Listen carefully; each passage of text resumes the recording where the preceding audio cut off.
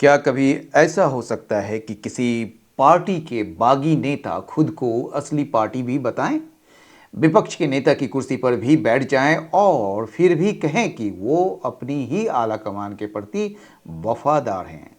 जी हाँ, राजनीति का एक ऐसा अजीबोगरीब खेल इस वक्त पश्चिम बंगाल की धरती पर खेला जा रहा है, जिसे देखकर बड़े बड़े राजनीतिक पंडित भी हैरान हैं।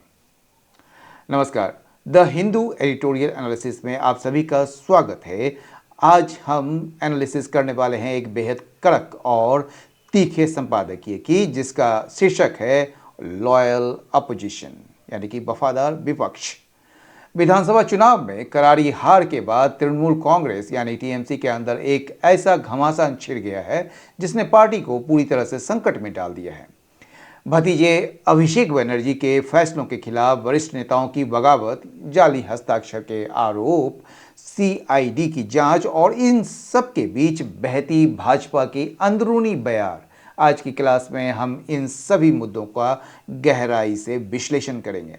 अगर आप यूपीएससी, नेट या किसी भी सिविल सर्विसेज परीक्षा की तैयारी कर रहे हैं तो भारतीय राजनीति और गवर्नेंस और पश्चिम बंगाल की इस टॉक्सिक पॉलिटिकल कल्चर को समझने के लिए यह वीडियो आपके लिए बेहद ज़रूरी है। हम सिर्फ खबर नहीं जानेंगे बल्कि इसके पीछे छिपे हर एक बारीक पहलू और एडवांस्ड वोकेबुलरी को भी डिकोड करेंगे। तो बिना एक भी सेकंड गवाएं चलिए शुरू करते हैं आज का कंप्लीट एडिटोरियल एनालिसिस। जैसा कि आप स्क्रीन पर देख पा रहे हैं, लॉयल अपोजिशन इसका हेडलाइन है, यानी कि ये जो कहना चाह रहा है कि एक ऐसी राजनीतिक स्थिति की ओर इशारा किया जा रहा है जहां लॉयल अपोजिशन यानी कि वफादार विपक्ष एक पारंपरिक राजनीतिक शब्द हो जाता है, जिसका इस्तेमाल यहाँ थोड़े कटाक्ष या व्यंग के रूप में किया गया है। तो समझ गए ये बात। यहाँ जो दिखाया जा रहा है कि पार्टी के भीतर भी जो है भीतर ही बगावत हो गई है और विपक्ष की भूमिका अब खुद पार्टी के बागी नेता निभा रहे हैं। समझ गए बात को। और जो इसका सब हेडलाइन है वो है West Bengal is in the grip. जो वेस्ट बंगाल है वो किसके ग्रिप में है? ऑफ टॉक्सिक पॉलिटिकल कल्चर के ग्रिप में है।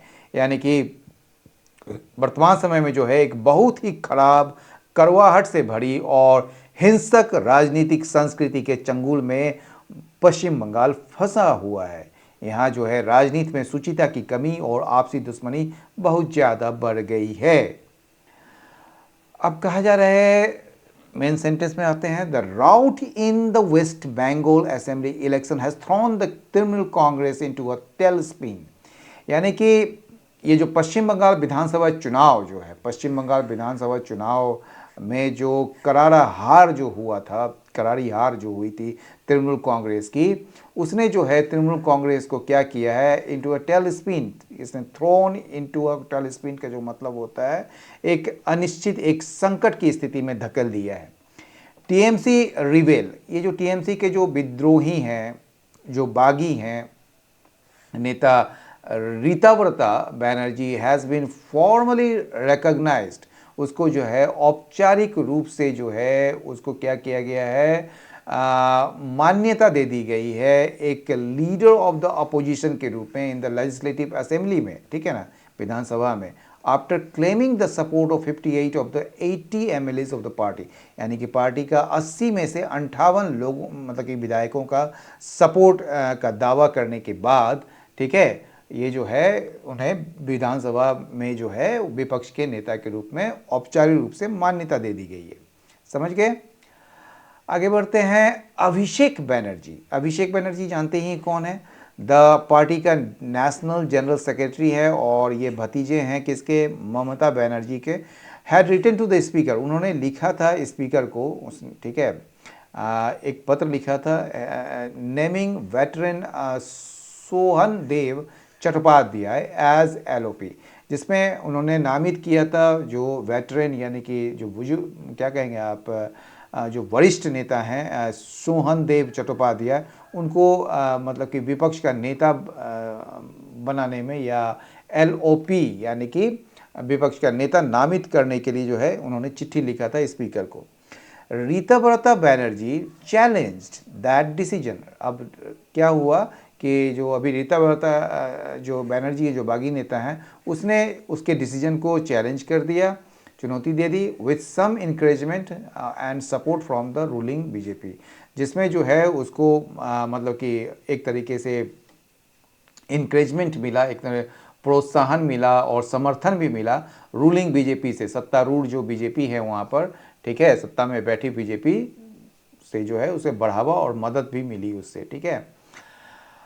The TMC had earlier expelled, TMC जो है इससे पहले जो है ना, इसने ऋतुपर्णा बनर्जी को एक्सपेल कर दिया था निष्का, ठीक है, और संदीपन साहा को, ठीक है, ये दोनों को ना एक्सपेल कर दिया था, मतलब कि पार्टी से निकाल दिया था। दोनों जो है टीएमसी के एमएलएज हैं, एक्यूजिंग देम, उन पर आरोप लगाए गए थे कि वो एंटी पार्टी एक्टिविटीज़ में शामिल थे, यानी कि दल विरोधी काम करने का उस पर आरोप लगाया गया। आफ्टर द कंप्लेंट, जब उन लोगों ने शिकायत की थी स्पीकर से, that their signatures on Abhishek Banerjee's letter, कि उनका जो हस्ताक्षर है अभिषेक बनर्जी के लेटर में वो जाली है, हैड बीन फोर्स्ड, उसको जाली तरीके से एक तरीके से उसमें हस्ताक्षर किए गए हैं, फोर्स किया गया है।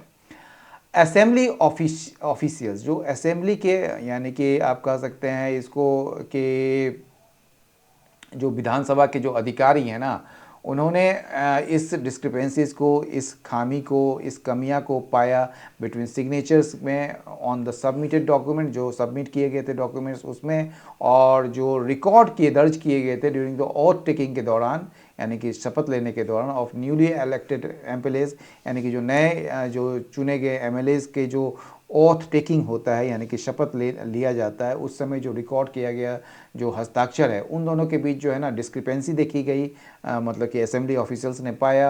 And the government has order, और सरकार ने ऑर्डर दिया है सीआईडी इन्वेस्टिगेशन का, यानी कि सीआईडी जांच के आदेश दे दिए हैं, ठीक है। ऋतुपर्णा बनर्जी जो है वो फ्रेम्ड हिज एलिवेशन, ठीक है, अपना जो उत्थान को जो है एलओपी के रूप में उसको मतलब कि क्या कहेंगे, मतलब कि पेश करना, फ्रेम करना, एक मतलब कि अपने जो एलओपी यानी कि विपक्ष के नेता बनने को जो है उसने जो पेश किया है, वो किसके रूप में पेश किया है, as a collective fight against individualism, ठीक है ना, यानी कि ये जो है किसी एक व्यक्ति की तानाशाही के खिलाफ जो है सबकी सामूहिक लड़ाई के रूप में इसे पेश किया है। पॉइंटेडली डिक्लेयरिंग, जिसमें उसने घोषणा की है that the resistance was directed at Abhishek Banerjee and pledging loyalty to Mamata Banerjee at least for public consumption, ठीक है। यहाँ बात देखिए कैसा है कि ये जो तानाशाही के खिलाफ जो है सबकी सामूहिक जो लड़ाई के बारे में जो है ये बात कही गई है, लेकिन उसने जो है इसमें साफ साफ ये कहा कि उनका यह विरोध सिर्फ अभिषेक बनर्जी के खिलाफ है, ठीक है। पॉइंटेडली डिक्लेयरिंग, उसने जो है ना पॉइंटेडली डिक्लेयर किया है कि उनका जो ये विरोध है वो अभिषेक बनर्जी के खिलाफ, वॉज डायरेक्टेड अभिषेक बनर्जी, और उसने क्या किया है, प्लेजिंग लॉयल्टी, वो जो है ना अपना वफादारी सिद्ध कर रहा है, या वफादारी जो है वो क्या कहेंगे, वो मतलब कि लॉयल्टी दिखा रहा है ममता बनर्जी की तरफ, यानी कि ममता बनर्जी के प्रति वे अभी भी वफादार हैं, इस बात का वो घोषणा कर रहा है। कम से कम जो है, या भले ये एटलीस्ट फॉर पब्लिक कंजम्पशन, कम से कम ये बात जो है उन्होंने सिर्फ जनता को दिखाने के लिए ही कही हो, लेकिन ये बात कही उसने, ठीक है।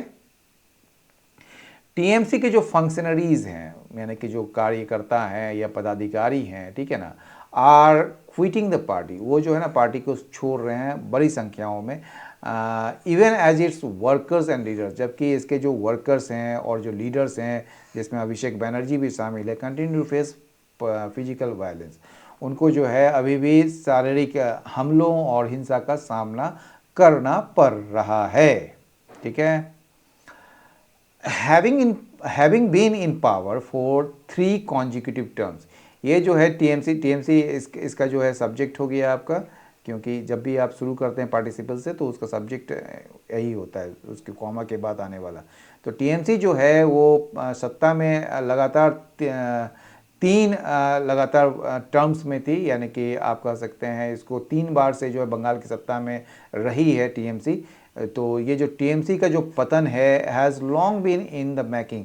ये जो है मतलब कि अचानक नहीं हुआ है, ये लंबे समय से मतलब कि इसकी नींव रखी जा रही थी, या आप कह सकते हैं ये बन रहा था।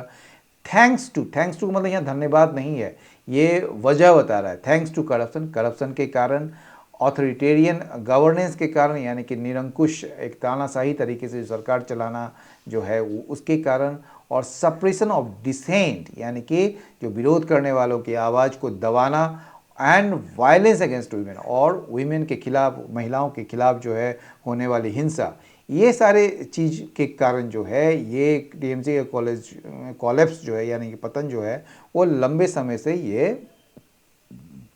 मतलब कि क्या कहेंगे वो मतलब कि ये जो बात पहले से ही इसकी नींव जो है बहुत पहले से ही रखी जा रही थी, या पहले से ही होता आ रहा है, ठीक है ना, has long been in the making, ये पहले से ही बनता आ रहा है।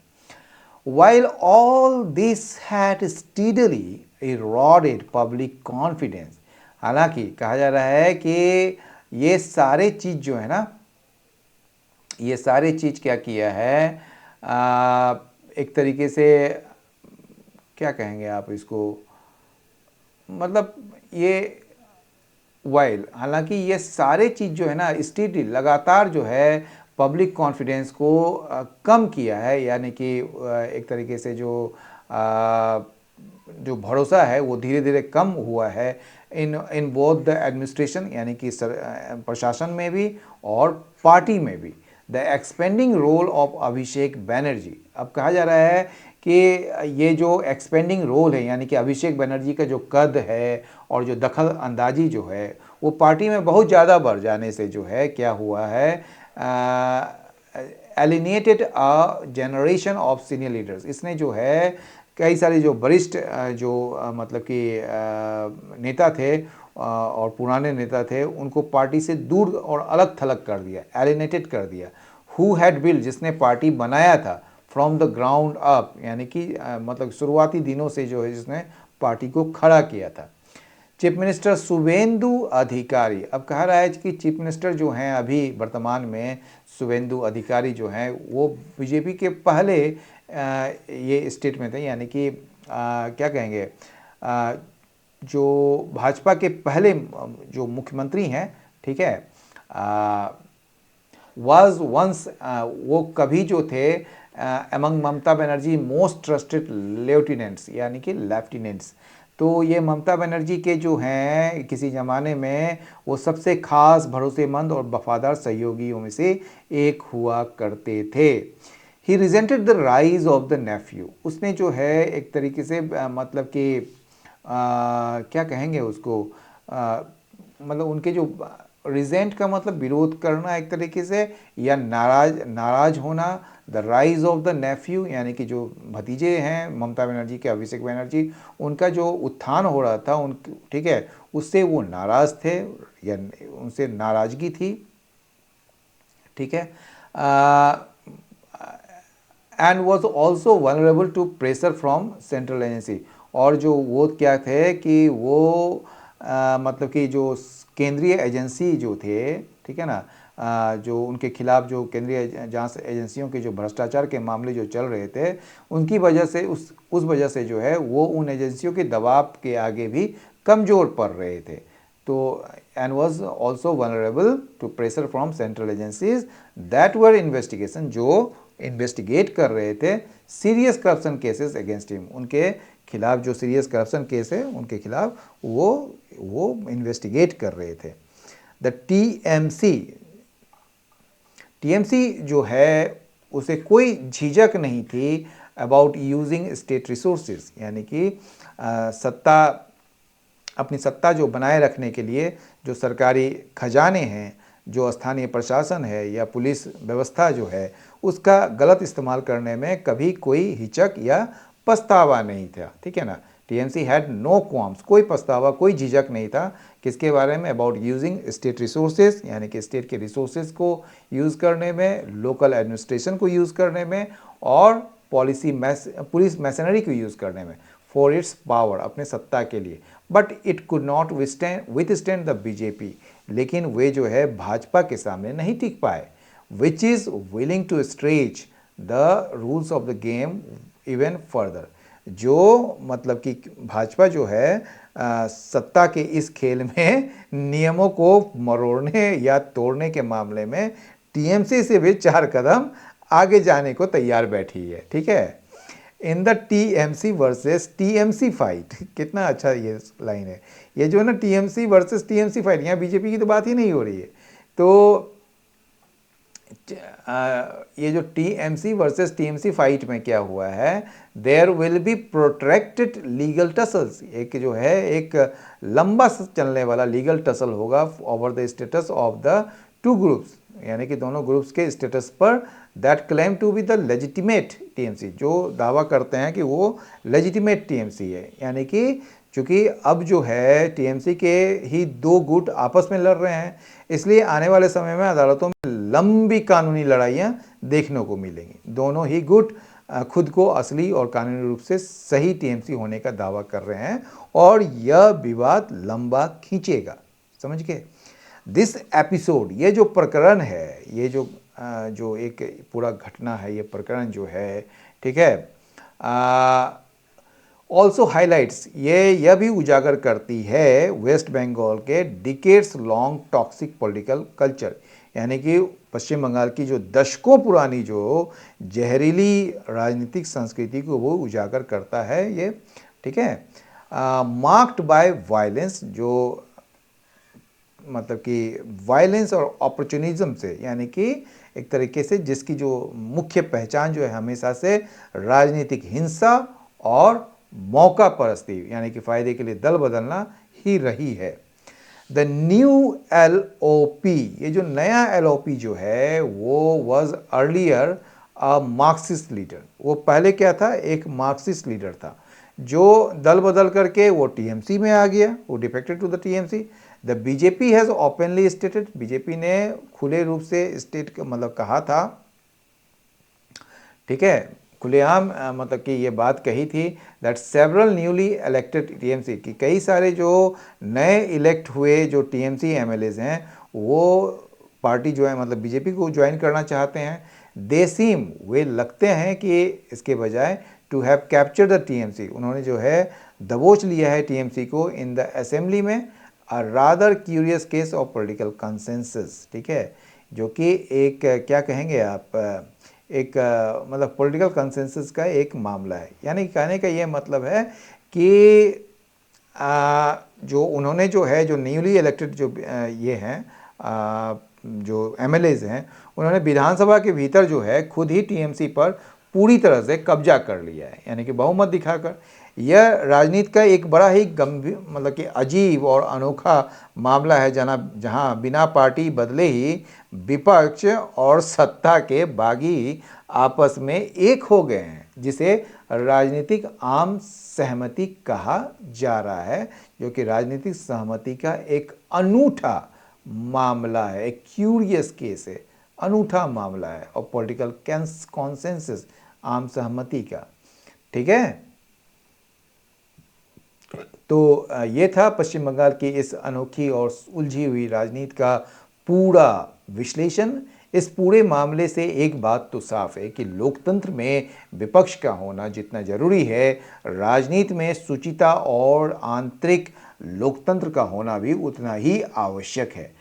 अब देखना यह होगा कि कोर्ट के चक्करों और सीआईडी की जांच के बीच बंगाल की यह टॉक्सिक पॉलिटिकल कल्चर आने वाले समय में क्या नया मोड़ लेती है। लेकिन इस पूरे मुद्दे पर आपकी क्या राय है? क्या आपको भी लगता है कि टीएमसी के भीतर यह संकट सिर्फ एक परिवारवाद की लड़ाई है या फिर इसके पीछे कोई बड़ी राजनीतिक साजिश है? मुझे नीचे कमेंट सेक्शंस में लिखकर जरूर बताइएगा। आपके कमेंट्स का मुझे बेसब्री से इंतजार रहता है। अगर आप यह द हिंदू एडिटोरियल एनालिसिस आपको पसंद आया हो, चीज़ें आसान शब्दों में समझ आई हो तो वीडियो को एक छोटा सा लाइक ज़रूर दीजिएगा। इसे अपने दोस्तों और साथी जो एस्पिरेंट्स हैं उनके साथ शेयर करना बिल्कुल मत भूलिएगा। और हाँ, अगर चैनल पर नए हैं तो सब्सक्राइब का बटन दबाकर बेल आइकन को ऑल पर सेट कर लीजिए ताकि कल सुबह का एडिटोरियल आपसे मिस ना हो। पढ़ते रहिए, सीखते रहिए और अपनी तैयारी को मजबूत करते रहिए। मिलते हैं कल सुबह ठीक इसी समय एक नए टॉपिक के साथ। तब तक के लिए जय हिंद, नमस्कार।